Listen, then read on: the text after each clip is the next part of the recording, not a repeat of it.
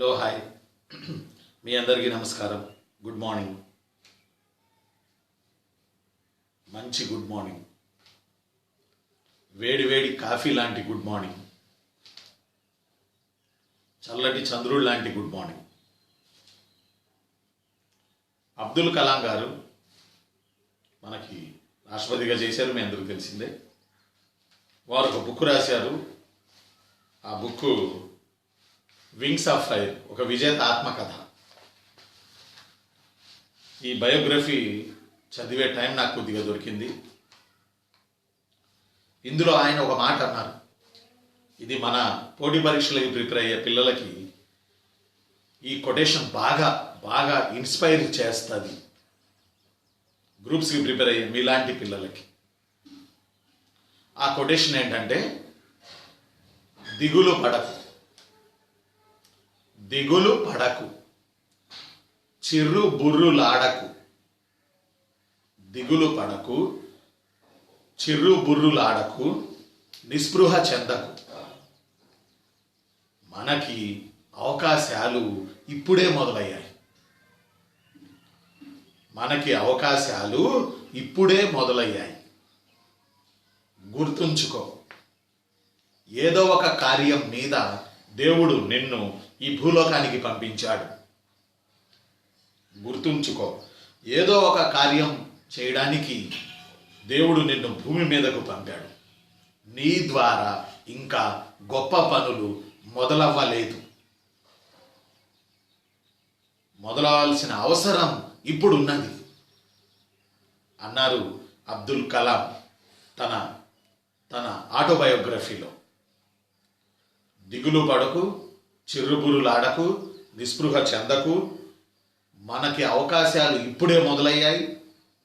గుర్తుంచుకో, ఏదో ఒక కార్యాన్ని నెరవేర్చడానికి దేవుడు నిన్ను భూమి మీద పంపాడు. కనుక దాన్ని నెరవేర్చడంలో, ఆ గొప్ప పని నెరవేర్చడంలో నీవు ఇప్పుడిప్పుడే మొదలుపెట్టావు నీ ప్రయాణాన్ని. దీన్ని ఇలాగే నువ్వు కంటిన్యూ చేయి, ఆ గొప్ప పనిని నిర్వర్తించు అని చెప్పారు అబ్దుల్ కలాం తమ పుస్తకం వింగ్స్ ఆఫ్ ఫైర్లో. అబ్దుల్ కలాం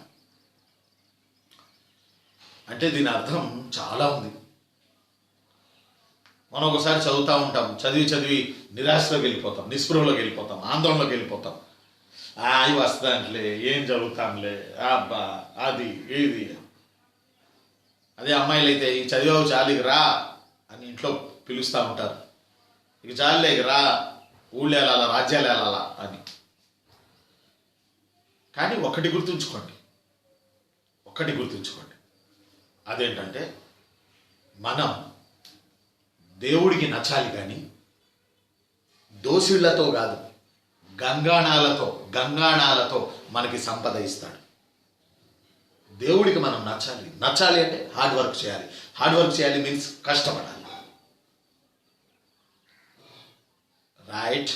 ఎంత కష్టపడితే అంత రిజల్ట్ వచ్చింది. అయితే దాన్ని ఫీల్ అవ్వాలి కూడా.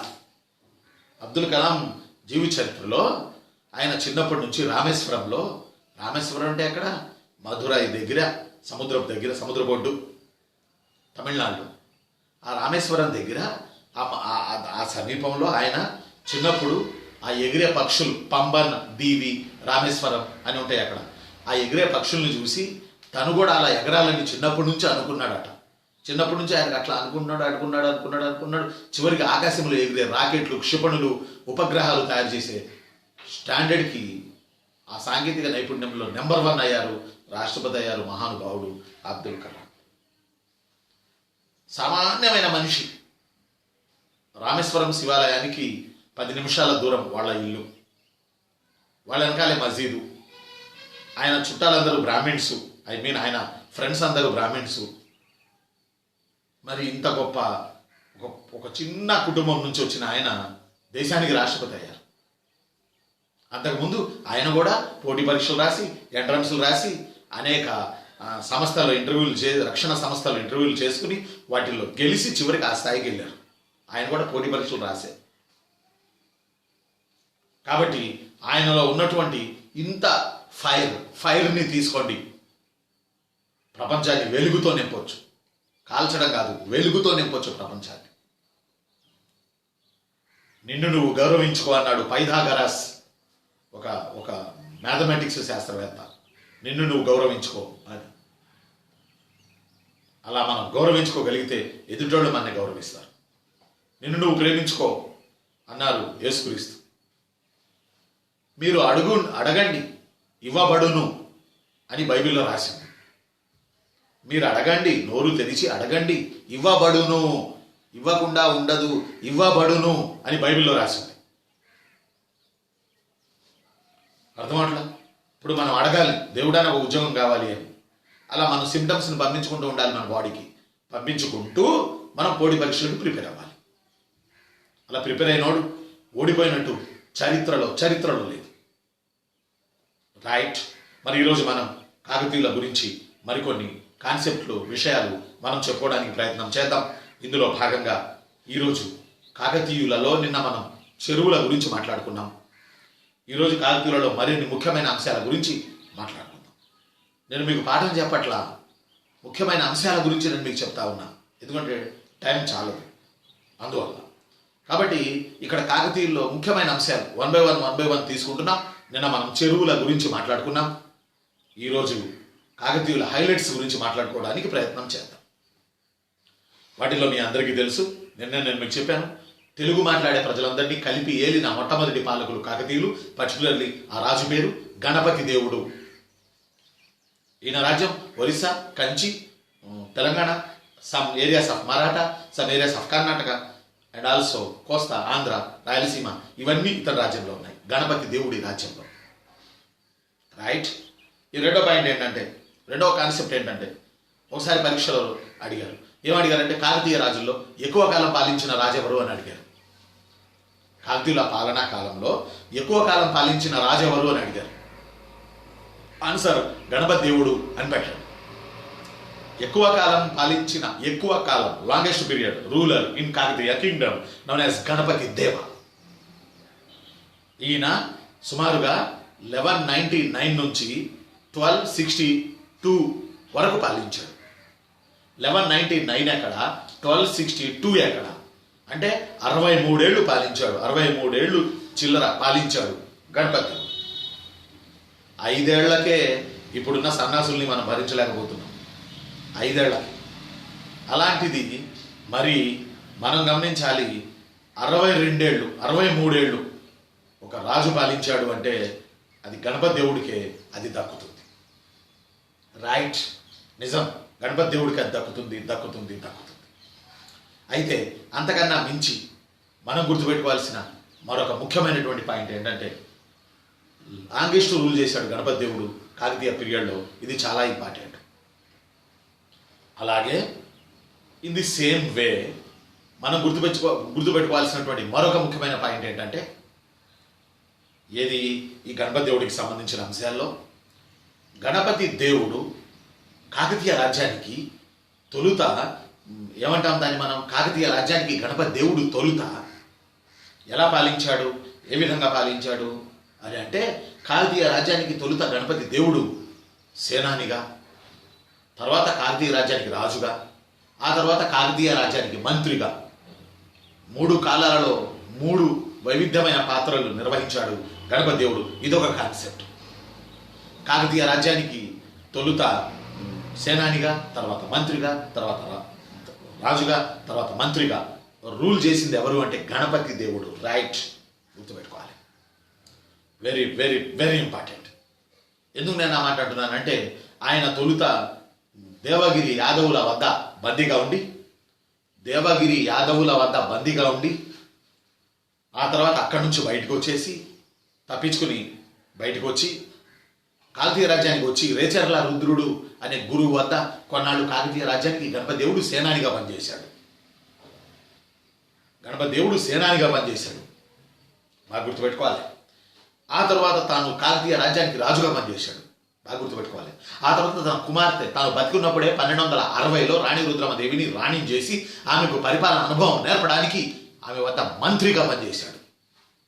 తొలుత సేనానిగా, తరువాత రాజుగా, తర్వాత మంత్రిగా 3 పదవులు నిర్వహించిన కాకతీయ రాజ్ ఎవర్రా చిన్ను? గణపతి దేవుడు. ఇది అనదర్ హైలైట్ ఫ్రమ్ గణపతి దేవ.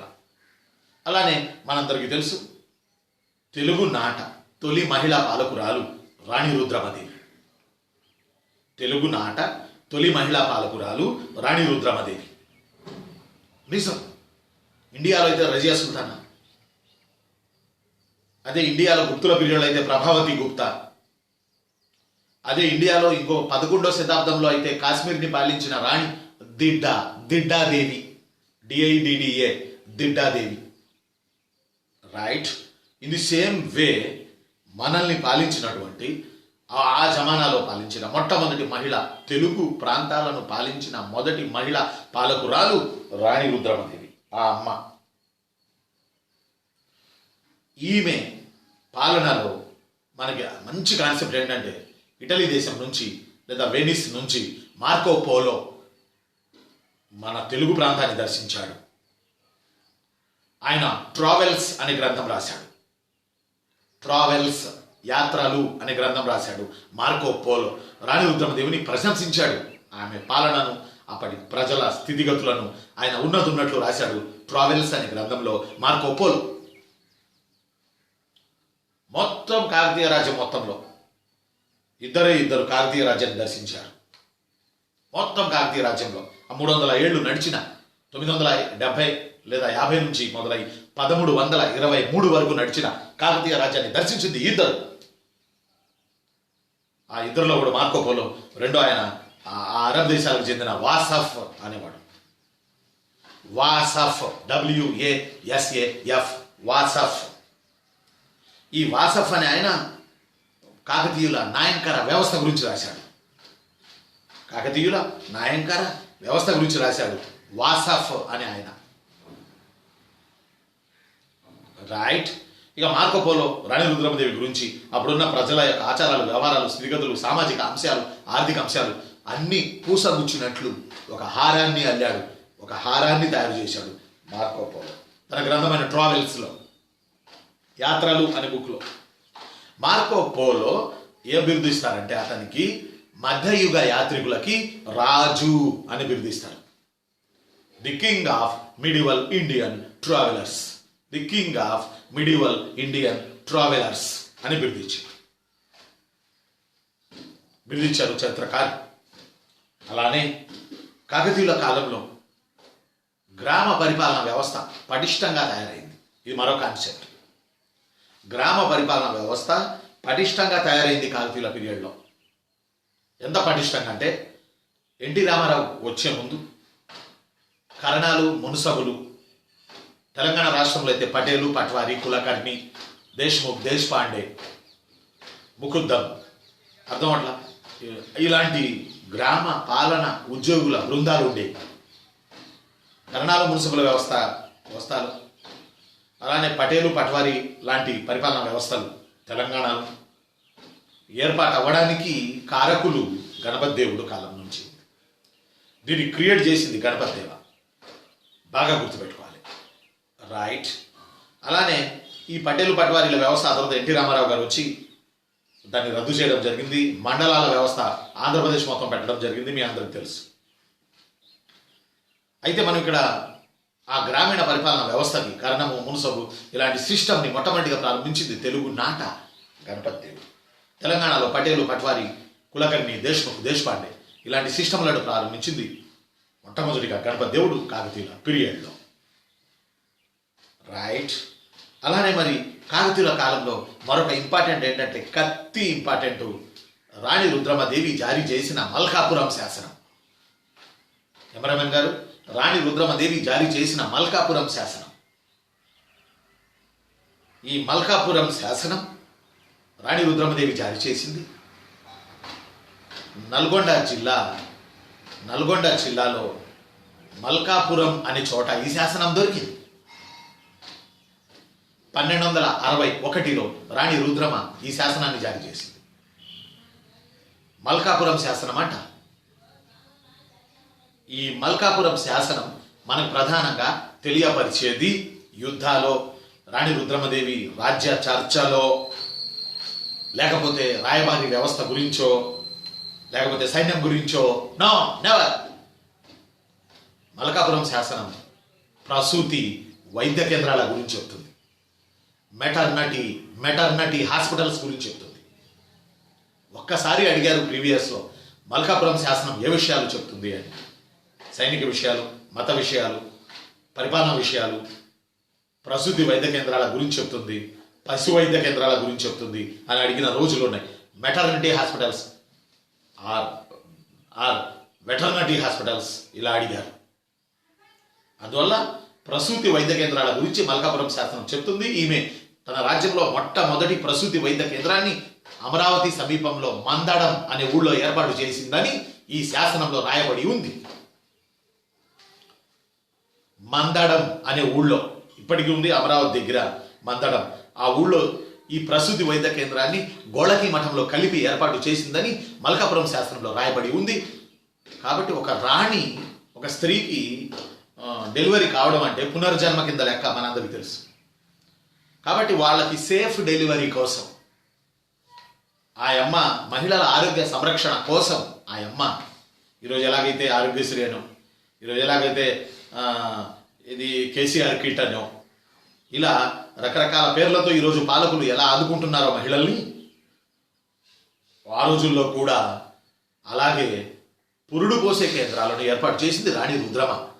ఈ విషయాన్ని మల్కాపురం శాసనం చెప్తుంది. 1261లో ఈ శాసనం వేశారు. మొదటి పురుడు పోసే కేంద్రం మందడంలో ఏర్పాటు చేసింది. మంత్రసానులను రప్పించి అక్కడ కూర్చోబెట్టి. రైట్. మరి మనం గుర్తుపెట్టుకోవాల్సినటువంటి ప్రధానమైనటువంటి పాయింట్ ఇప్పుడు చెప్పినటువంటి ఈ పాయింట్ ఒకటి. ఆ తర్వాత మనకి ఇంపార్టెంట్ ఏంటంటే కాకతీయులు అనేక శాసనాలు వేశారు. అబ్బోబ్బో, చాలా శాసనాలు వేశారు. ఆ శాసనాల్లో మెయిన్గా మనకు అడిగేది, ఇందా మల్కాపురం అని చెప్పాం కదా, ఇంకోటి ఇంపార్టెంట్ మోటుపల్లి అభయవర్తక శాసనం. మోటుపల్లి అభయవర్తక శాసనం ఇది చీరాల దగ్గర ఉంది. మోటుపల్లి కాకతీయుల ఏకైక ఓడరేవు. కాకతీయులకి ఏకైక ఓడరేవు. Only one seaport from Kakatiyas, Motupalli near Chirala, Prakasam district. ఈ మోటుపల్లిని కాకతీయుల కాలంలో దేశీయ కొండాపురం అని పిలిచారు. ఈ మోటుపల్లి ఓడరేవుని కాకతీయుల పీరియడ్లో దేశీయ కొండాపురం అని పిలిచారు. ఈ మోటుపల్లిని కాకతీయుల పీరియడ్లో దేశీయ కొండాపురం అని పిలిచారు. చెల్లెమ్మ. ఈ మోటుపల్లి కోసం పాపం కాకతీయులు చాలా కష్టపడి సాధించుకున్నారు. కాకతీయులకి, పర్టికులర్లీ గణపతిదేవుడికి ఈ మోటుపల్లి బంగాళాఖాతం ఒడ్డున ఈ మోటుపల్లి ఓడరేవుని వర్తక వ్యాపారాల నిమిత్తం రాసి ఇచ్చినవాడు అప్పుడు నెల్లూరుని పరిపాలిస్తున్న తెలుగు చోళ రాజైన మనుమసిద్ధి. తెలుగు చోళ రాజైన మనుమసిద్ధి మోటుపల్లి ఓడరేవుని తిక్కన తిక్కన తిక్కన రాయబారం వల్ల గణపతి దేవుడికి రాసిచ్చాడు. ఆ రోజు నుంచి మోటుపల్లి కాకతీయులు అయ్యారు, కాకతీయులే మోటుపల్లి అయ్యారు. అంటే రేపు మోటుపల్లి ఓడరేవు మీద ఆధిపత్యం చలాయించిన వాళ్లను వరుస క్రమంలో ఉంచండి అన్నాడు అనుకోండి. మొట్టమొదటిగా మోటుపల్లి తెలుగు చోళుల వద్ద ఉంది, నెల్లూరు విక్రమసింహపురి. ఆ తర్వాత మోటుపల్లి కాకతీయుల వద్దకు చేరింది. ఆ తర్వాత మోటుపల్లి రెడ్డి రాజుల వద్దకు చేరింది. ఆ తర్వాత మోటుపల్లి విజయనగరం వద్దకు చేరింది, విజయనగర రాజ్యం. ఆ తర్వాత మోటుపల్లి బ్రిటిష్ వాళ్ళ కింద పోయింది. ప్రస్తుతం మోటుపల్లి మన తెలుగు వాళ్ళ క్రింద ఉంది. ఈ మోటుపల్లి వద్ద గణపతి దేవుడు వర్తక వ్యాపారాల కోసం ఒక శాసనం వేశాడు. మోటుపల్లి మోటుపల్లి ట్రేడ్ ఇన్స్క్రిప్షన్ అని అంటారు. ఇది సముద్ర వ్యాపారం గురించి, ధర వరాల గురించి, ఎగుమతుల దిగుమతుల గురించి, సముద్రపు దొంగల భయం లేదు, నేనున్నాను మిమ్మల్ని కాపాడడానికి అని ధైర్యం ఇస్తూ, అభయం ఇస్తూ మోటుపల్లి అభయవర్తక శాసనం వేశారు గణపతి దేవుడు సంస్కృతం లాంగ్వేజ్లో. కాకతీయుల అధికార భాష సాంస్క్రిట్. రైట్ కెమెరామెన్ గారు. అయితే ఇంకోటి ఏంటంటే కాకతీయుల కాలంలో ఓడరేవు అంటే మోటుపల్లి అంటున్నాం అంతే, ఓడరేవు అంటే మోటుపల్లి అంతే. అలానే కాకతీయుల పీరియడ్లో మరొకటి మనం గుర్తుపెట్టుకోవాలి, వెరీ వెరీ ఇంపార్టెంట్. వీళ్ళ కాలంలో వీళ్ళ చేత తయారు చేయబడిన బంగారు నాణెం పేరు మాడ. వీళ్ళ చేత తయారు చేయబడిన బంగారు నాణెం పేరు Mada. They created Mada, MADA. మాడ అంటే సినిమాలో మాడ కాదు, Mada a gold coin created by, prepared by, making by Kakatiyas. మీకు వేంగి చాళుక్యులో చెప్పా గద్యాణమన్, వరాహమన్, ద్రాక్మాన్, కళంజు అని వేంగి చాళుక్యుల నాణ్యాల్లో చెప్పుకున్నాం మనం. రేపు కళంజు అంటే ఏంటి? ఒక నాణ్యం పేరు, ఒక పన్ను పేరు, ఒక రాజు బిరుదు, ఒక పక్షి పేరు అని అడుగుతాడు. అడిగిన రోజులు ఉన్నాయి చెల్లెమ్మ తమ్ముళ్ళు. అలాగే ఇక్కడ కూడా కాకతీయులు స్వయాన తయారు చేసిన బంగారు నాణ్యం మాడ. ఎగ్జామ్లో ఏమడిగారు అంటే ఇంతవరకు మాడ అనే బంగారు నాణ్యాన్ని తయారు చేసింది ఎవరు అన్నాడు. ఆన్సర్ కాకతీయులు. ఇంకోసారి ఏమడిగిందంటే కాకతీయుల కాలంలో తయారైన బంగారు నాణ్యం పేరేంటి అన్నారు. మాడ. మిగతా నాణ్యాలు చాలా ఉన్నాయి. మాడ అనేది బంగారు నాణ్యం కాకతీయుల పీరియడ్లో తయారైంది. ఇది బాగా చలామణి జరిగింది. ఇది పీరియడ్ ఆఫ్ కాకతీయాస్. రైట్. మరి కాకతీయులు మనం బాగా గుర్తుపెట్టుకోవాలి. పాపం కాకతీయులకి ప్రధానంగా రకరకాలైనటువంటి శత్రువులు ఉన్నారు.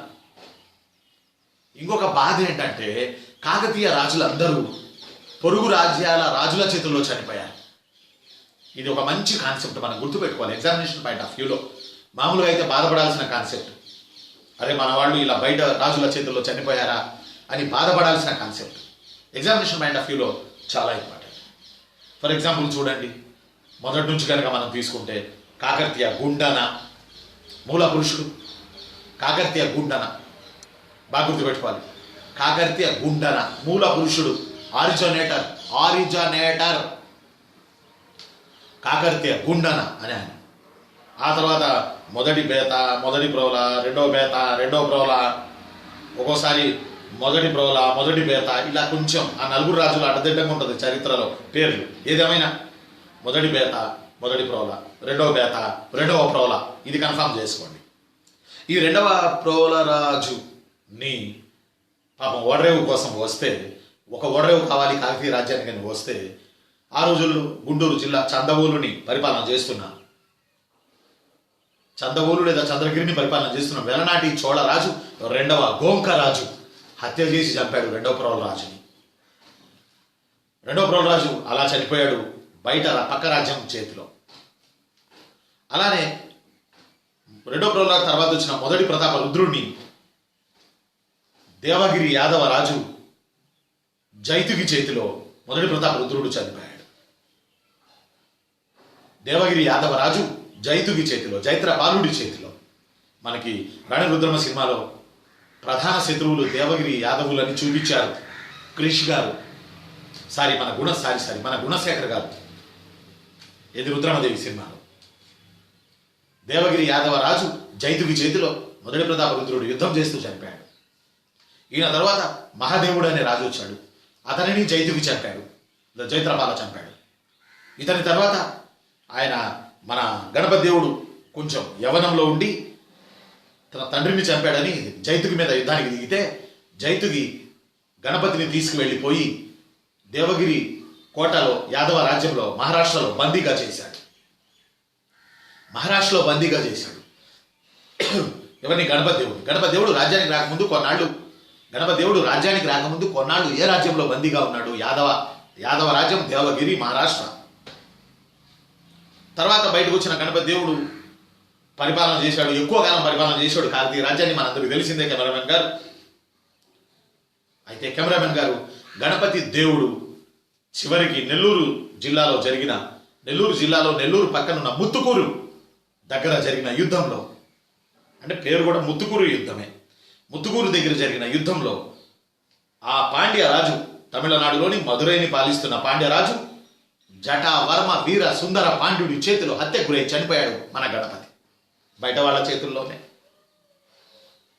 జటావర్మ వీర సుందర పాండ్యుడి చేతిలో చనిపోయాడు మన గణపతి దేవుడు ముత్తుకూరు యుద్ధంలో. అలానే రాణి రుద్రమ యొక్క ఆమె కాలంలో పువ్వుల ముమ్మిడి లేదా పువ్వుల మామిడి అని ఆయన జారీ చేసిన చందుపట్ల శాసనం, నల్గొండ జిల్లా, ఆ శాసనం ప్రకారం రాణి రుద్రమదేవిని కాయస్థ అంబదేవుడు హత్య చేసి చంపినట్లు ఒక వాదం ఉంది. కాయస్థ అంబదేవుడు హత్య చేసి చంపినట్లు ఒక వాదం ఉంది. అలానే చివరి కాకతీయ రాజు రెండవ ప్రతాప రుద్రుడు మహమ్మద్ బిన్ తుగ్లక్ లేదా జూనా ఖాన్ 1123లో ఢిల్లీకి బందీగా తీసుకుని వెళ్ళి అక్కడ శిక్షిద్దామని కాళ్ళు చేతులు కట్టేసి రెండో ప్రతాపరుద్రుడిని తీసుకెళ్తుంటే అవమానం భరించలేక నర్మదా నదిలో దూకి రెండో ప్రతాపరుద్రుడు చనిపోయాడు. ఎందుకో కాకతీయ రాజుల రాజ్యం కాదు, కాకతీయ రాజుల క్లైమాక్స్ని పరిశీలిస్తే బయట వాళ్ళ చేతుల్లో చనిపోయిన సిస్టమ్ ఎక్కువ మనకు కనపడుతుంది. ఇది కాకతాళీయమైన పోటీ పరీక్షల దృష్ట్యా ఇది నిజం. రెండో ప్రోల్ రాజుని రెండవ గోంకరాజు చంపాను, మొదటి ప్రతాపరుద్రుడిని జైతుకు చంపాను, మహాదేవుడిని జైతుకు చంపాను, గణపతి దేవుడిని జటావర్మ వీర సుందర పాండ్యుడు ముత్తుకూరు యుద్ధంలో 1262లో చంపాను, రుద్రమదేవిని కాయస్థ అంబదేవుడు చంపినట్లు వాదం ఉంది. చివరి రాజైన రెండో ప్రతాపరుద్రుడు నర్మదా నదిలో దూకి ఆత్మహత్య చేసుకుని చనిపోయాడు. తుగ్లక్ ఇతన్ని ఢిల్లీకి పట్టుకుని వెళ్తుంటే దట్స్ వై కాకతీయ రాజులలో కొన్ని హైలైట్స్ ఈరోజు మనం చెప్పుకున్నాం. మరికొన్ని హైలైట్స్ రేపు చెప్పుకోవడానికి ప్రయత్నం చేద్దాం. నేను బాగా ఇంపార్టెంట్ ఉన్నవే కొన్ని ఐడెంటిఫై చేసి మీకు చెప్తా ఉన్నా. లెసన్ చెప్పట్లా, ఇంపార్టెంట్ ఐడెంటిఫై చేసి చెప్తున్నా. నేను చెప్తున్న ఈ పాఠం రేపు మీరు మేలో రాయబోతున్న గ్రూప్ 2 ప్రిలిమ్స్కి, అలానే ఎస్ఐ కానిస్టేబుల్స్కి, అటు తెలంగాణ కానీ ఏపీ కానీ జరుగుతున్నటువంటి ఈ పరీక్షల్లో నేను చెప్పే ఈ పాఠం ఇంకా మీరు రాసుకుంటున్న national level, state level any exams అయినా మీకు ఉపయోగపడితే నాకు అంతే చాలు. ఉపయోగపడినంత వరకు హ్యాపీగా ఉపయోగపడితే నాకు అంతే చాలు. నేను చాలా సంతోషపడతాను. నాకు తెలిసి 22 ఏళ్ల అనుభవాన్ని రంగరించి నేను మీకు చెప్తా ఉన్నాను. మీరు గుర్తుపెట్టుకోండి. ఇంకో పాయింట్ ఏంటంటే సబ్స్క్రైబ్ చేయండి మర్చిపోకండి. ఒకటి. ఆ తర్వాత ఇంకోటి ఏంటంటే మీరు కామెంట్లు పెట్టేటప్పుడు ఏ టాపిక్స్ కావాలో కొంతమంది పెడుతున్నారు. వాటిని నేను వీలు వెంబడి మీకు చెప్తాను. నేను చూస్తూనే ఉన్నాను అప్పుడప్పుడు మీ కామెంట్స్. అయితే మీ కామెంట్స్లో మీరు ఖచ్చితంగా మీరు ఏ ఊరు నుంచి, ఊరు బ్రాకెట్లో జిల్లా పేరు పెడితే దానివల్ల మీకు నాకు ప్రయోజనం ఉంటుంది. ఏ ప్రయోజనం? ఉద్యోగం కొట్టే ప్రయోజనం ఉంటుంది అనేది నేను మీకు గట్టిగా చెబుతున్నాను. థ్యాంక్ యూ సార్ అని పెడుతున్నారు. పక్కన మీ ఊరు పేరు, జిల్లా పేరు కూడా పెడితే బాగుంటుంది. అయితే మళ్ళీ నేను ఈరోజు పొద్దున్నే మళ్ళీ ముగిస్తాను. అదేంటి అని అంటే నేను ముగిస్తాను. అదేంటి అంటే ఇందాక నేను మీకు ఏం చెప్పినానంటే ఇది అబ్దుల్ కలాం గారి కొటేషన్ మీకు నేను చెప్పడం జరిగింది. చక్కగా చెప్పిన కొటేషన్ మీకు నేను అంటే దిగులు చెందొద్దు, చిరుబురులాడొద్దు, నిస్పృహ చెందొద్దు. ఒక గొప్ప కార్యం మీ నుంచి ఇప్పుడే మొదలైంది. ఏదో కార్యాన్ని నెరవేర్చడానికి దేవుడు మిమ్మల్ని ఈ లోకానికి పంపాడు. కాబట్టి ఒక గొప్ప పని మీకు దేవుడు రాసిపెట్టుంది. ఆ పనిని నిజాయితీగా నిరూపించండి. దేవుడు మీకు విజయాన్ని ఇస్తాడు, ఖచ్చితంగా ఇస్తాడు. మీరు ఆ విజయాన్ని నిభాయించుకోండి. Right? Life is beautiful. Have a good day. ఈ రోజంతా మళ్ళీ కూర్చొని చదవండి. అలసిపోతే కొద్దిగా అటు ఇటు నడవండి. అలసిపోతే సబ్జెక్టు మార్చండి, ఇంకో సబ్జెక్ట్ తీసుకోండి. కానీ టైం వేస్ట్ చేయకండి. బోర్ కొడితే సినిమా చూడండి. మళ్ళీ కూర్చొని చదవండి. రైట్? Thank you.